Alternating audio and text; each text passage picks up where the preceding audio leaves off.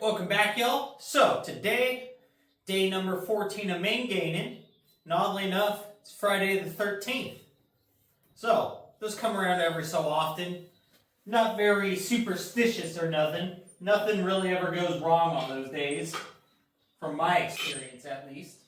But, today is leg day. It's our volume day. So, nothing super heavy. But it is a lot of volume. So we're going to start off here, 80 pounds, leg extensions. Then we'll go into some calf raises, leg curls, and then V squats. Then I got to see what else is there after that.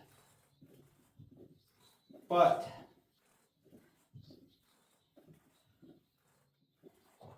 I think we're going to add a little weight to these. 80 pounds is where we worked at last week.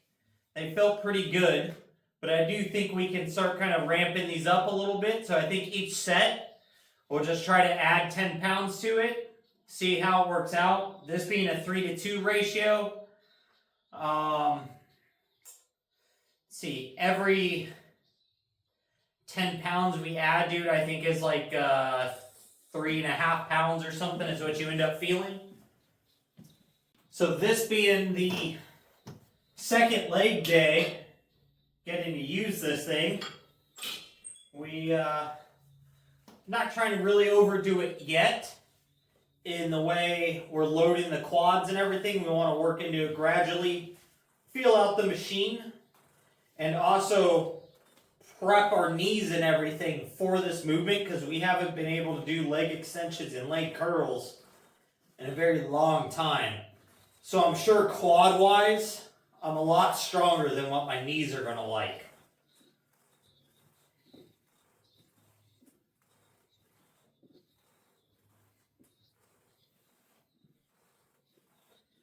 But second set, the pump coming in already is aggressive in the teardrops, and we haven't been able to target that with just normal squats, V squats, hack squats. You know, we don't really get that squeeze here inside of the quads. But, so, I can say I really enjoy this machine so far because it's one of those things you kind of miss out a lot when you start getting into home gym versus a commercial gym, is all of the unique like machine workouts you get to do for isolation work. Man, because these things, it adds up real fast. Even if you're going with like the cheaper stuff that's not commercial grade. Oh. Woo! Ooh. The pump is awesome on this.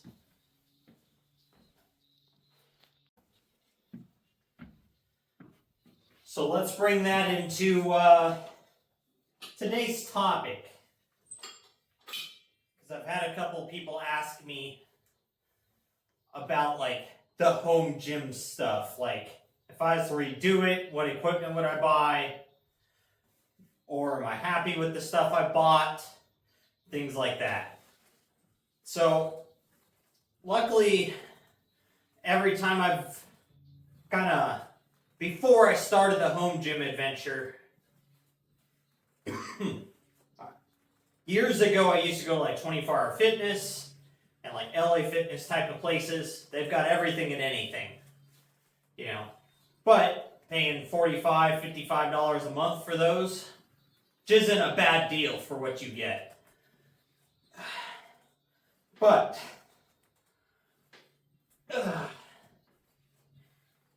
they are busy. There's a lot of people, unless you're going super late at night.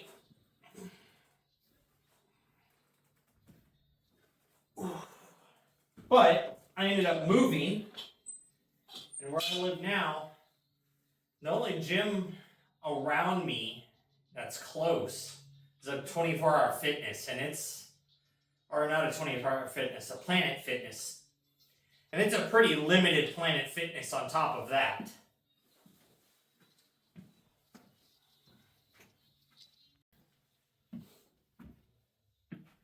So,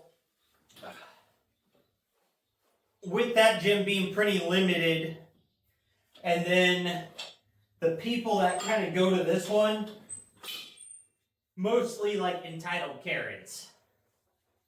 And they would get very mad anytime I was benching over like 185, which is basically nothing, like deadlifting on the Smith machine, because that's what they have there. Anytime it was up over like 315 pounds, they'd get angry. And that's not even like sitting there like grunting and breathing loud or anything. It's just doing the reps, music in, minding my own business. And they will just come up and be the most angry people with you just for lifting moderately heavy, not even like excessively heavy. So, and then like COVID and stuff happened. And I live in a state that unfortunately went along with all that BS. They enforced masks and limits in the gym. So, I ended up selling a camper trailer I had. Built a slab, put a shed on it, insulated it, climate controlled it, and bought my functional trainer to start.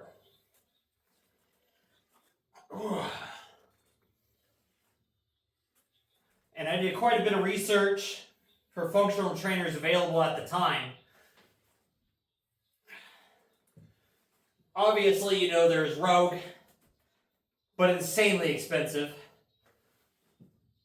Arsenal Fitness, also insanely expensive.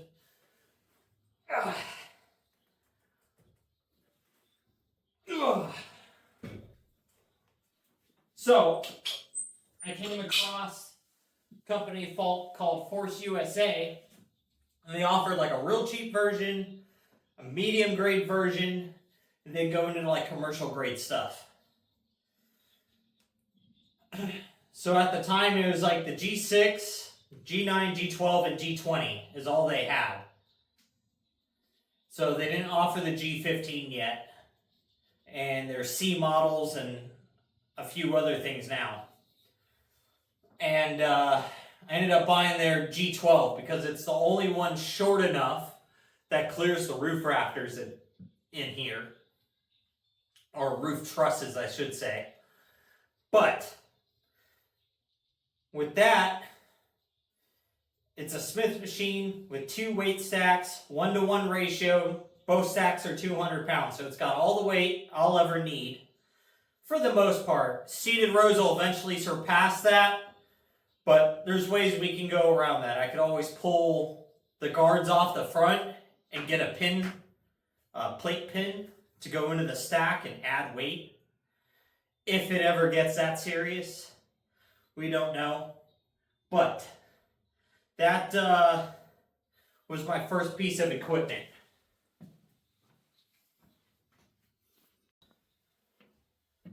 Alright, we're going to move into standing calf raises here, using the hack squat, but I got to add my 55 back on here to make 220. But we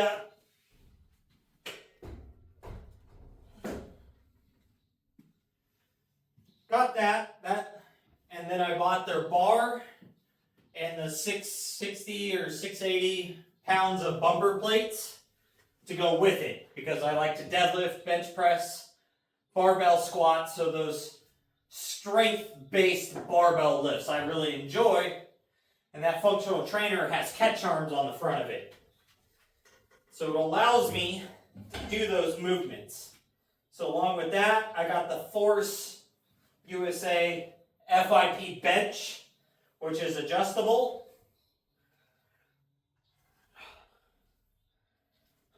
And that's what I started with.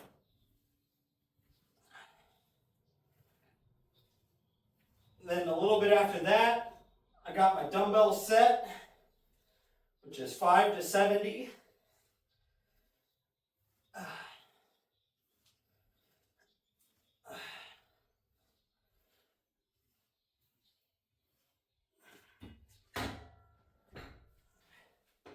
And that's basically all I had for a few years.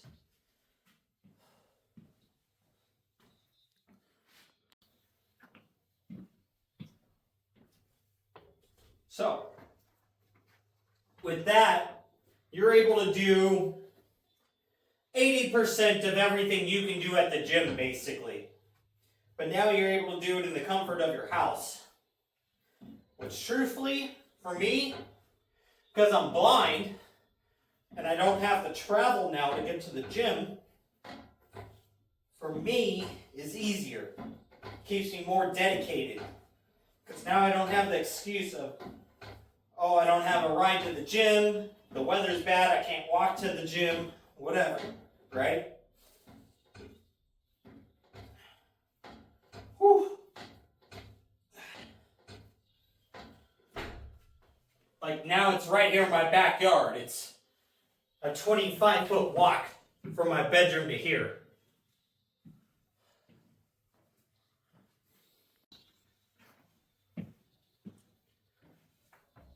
So then, with everything obviously being right outside of my house, in the backyard, it's been real nice. Then the other part to this is, I decided I wanted to start, really putting the beans back to training. Feeding her the onions, per se. And with that, I wanted to start filming what I was doing. So now, since I'm in a home gym, I can set my camera up, I can record, and I don't have to worry about, people walking in front of me. I don't have to worry about filming people accidentally that don't want to be filmed, having to edit it out. I don't have to edit out people's conversations.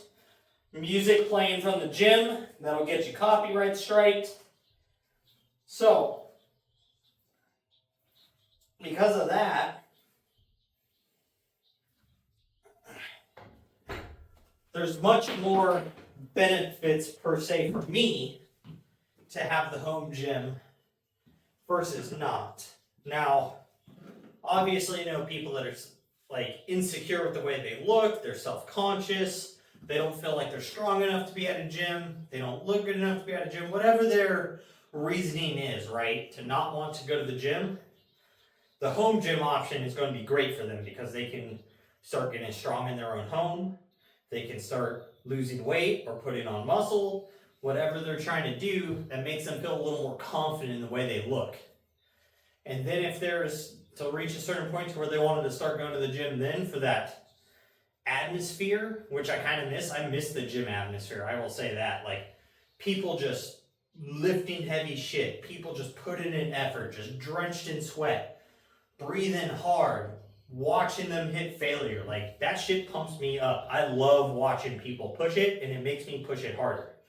So I do miss out on that aspect, like the atmosphere and the environment, and just like the camaraderie that happens in the gym.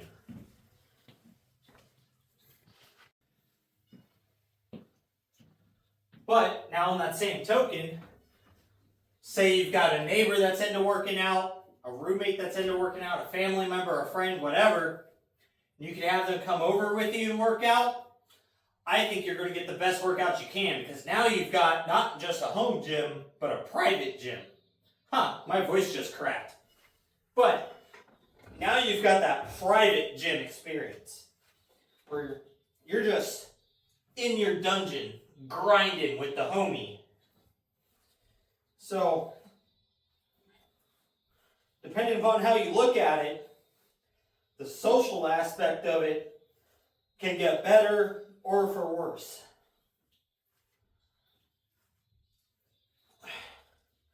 But, so as it's training, I started to really realize I was kind of limited on leg movement and isolation. So I was able to do glute kickbacks, do hip thrusts, vertical leg press because of the Smith machine portion of it, but was missing out on being able to do, you know, those real deep calf raises unless I stood on a plate, which my ankles aren't that strong. They're very not flexible and stable per se like that. So now I went ahead and bought the hack squat machine / V squat. So now I've got something I can really be braced into, locked into a movement path, don't have to worry about stability, and can focus on reaching more failure on the legs versus the safety factor of reaching failure on a barbell squat sucks because that means you can't push it up anymore and it's driving you into the ground. In my instance, into the catches, but you're still going further than what your range of motion wants you to go.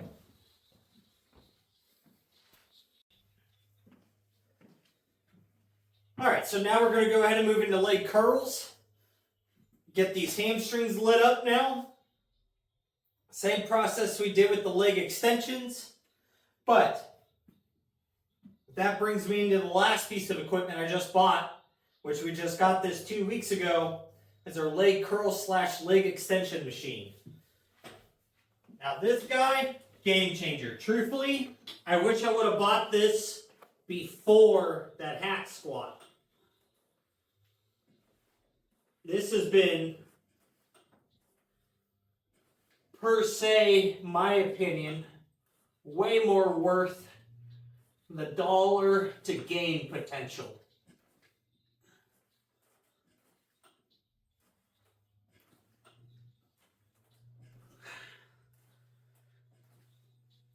Because being able to isolate the quads and the hamstrings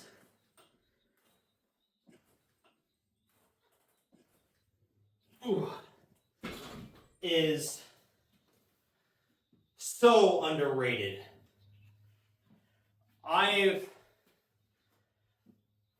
If I was to redo my order of buying things, it would have been that functional trainer first, still, with the free weights in the bar, and then it would have been this. The dumbbells kind of overlap with the cable stacks. Anything I do with the dumbbells, I can do with the cable stack. So that gives a little extra variety, but I'm overlapping movements. So this would have been a better dollar value per gain than that or that, in my opinion.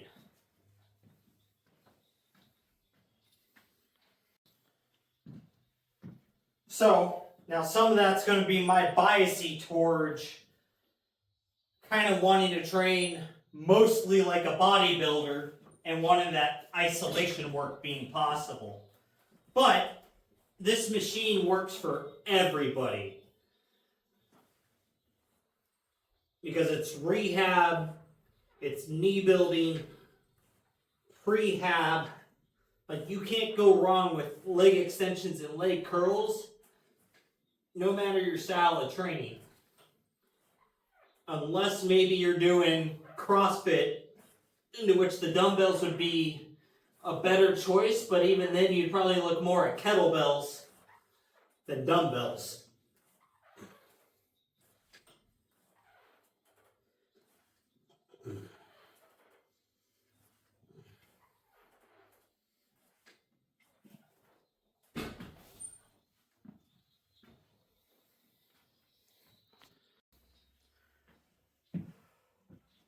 Alright, so now we've got V squats to do or hack squats. I think I'm going to do a set of V squat, then a set of hack squat, and just kind of alternate them. Just to get a little variety in on these. The weights are the same for both. So, but they kind of target differently. So, one of the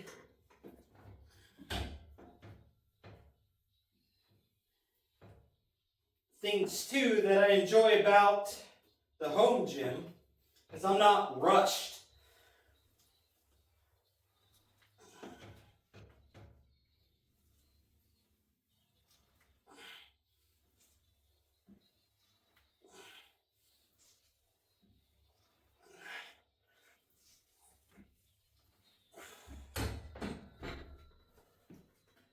So I can take my time on equipment, which has been nice lately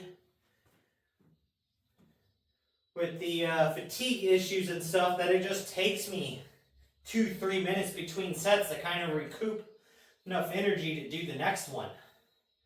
So it's worked out super nice not being under a rush and being able to still put everything I have into my workout.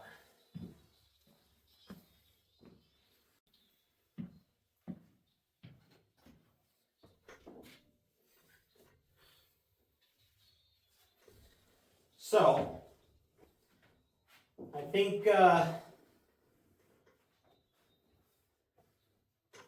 when it comes down to, is the home gym right for you versus just going to the public gym,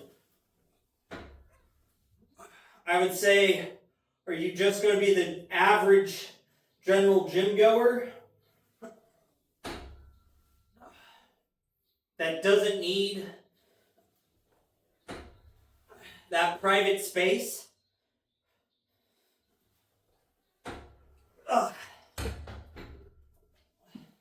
Or would you rather have access to a bunch of specialty equipment and amenities? Because, you know, sometimes you're going to get that dry sauna, steam room, hot tub, possibly pool, tennis courts, basketball court, all of those extra perks versus, you know, the home gym. Now, I have a hot tub and I bought one of those infrared sauna things. Well, I got it as a Christmas gift a few years ago because it was like $1,200. But there's pluses and minuses to both. So I have a very specific set of training I want to achieve. And with what I have here now, and the next couple attachments I'm going to buy for that functional trainer, there's nothing that I won't be able to do here that I can do at a normal commercial gym. So it doesn't really make sense for me to really go to a commercial gym anymore, other than just the pure aspect of socializing and that environment, which is nice, don't get me wrong, because I do miss that a lot. But it's also hard for me to travel there. So I get more benefit out of knowing I can walk out here every single day and not miss a workout. And that's really what we're looking towards is, can you get your workout every day and an effective workout every day? Depending upon what your goals are, it may just take a set of kettlebells for you to get your workout in. So you could spend $300 on kettlebells and never go to the gym and still build a good looking healthy physique that's mobile and powerful. So it's all going to break down to personal preference. What do you like and what is your personal goals to achieve?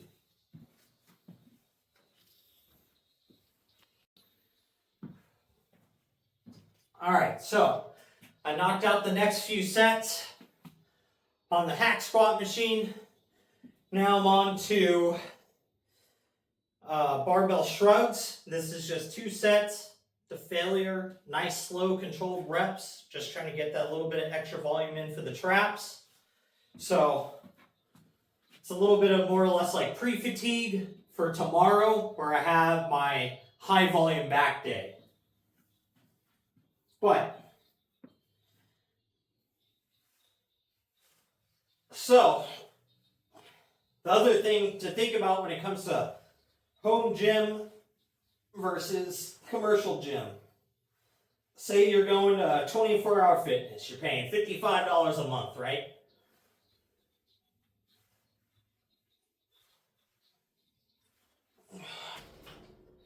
So that's $550, $610 a month for your gym membership. 610 bucks a month. It's going to take a long time to pay off something like this. That's 4,500 bucks. And then like the weight, another 1,000 bucks. Bar, another 250 bucks. You know, these things kind of add up. The bench, that was another 450. So what you spend in a year at a commercial gym is not that much compared to what it costs to have a home gym. So cost factor, commercial gyms are way more effective. Now, again, there's a bunch of benefits and a bunch of cons that we kind of already talked about that go into both. So, but price can add up. Now granted, do you need something like this? No, like I said, like if you're doing a bunch of just body weight kettlebell stuff, you'll save more just buying a few sets of kettlebells than you'll spend going to the gym, and you can knock out your workout at home. And like maybe a set of bands. So like a set of bands, 4 or 5 pairs of kettlebells at a given weight, a real nice like yoga mat. What you've bought there, you could train with forever versus 1 year at the gym. But again, it's what is your overall goals and what are you trying to achieve?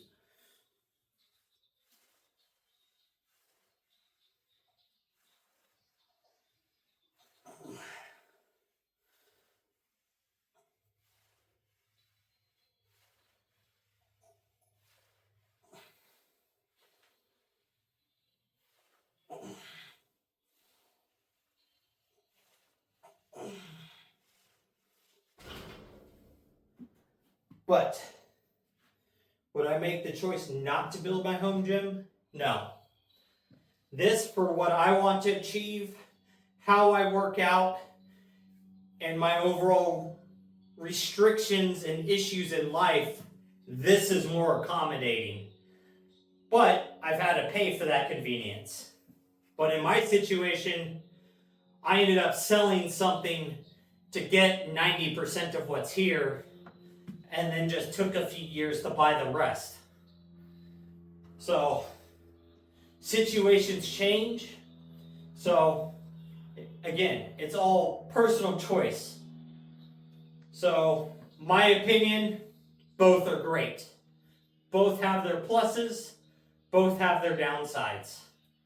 So it's which one of those factors matter more to you than the others, and that's going to kind of be where you diverge in your path.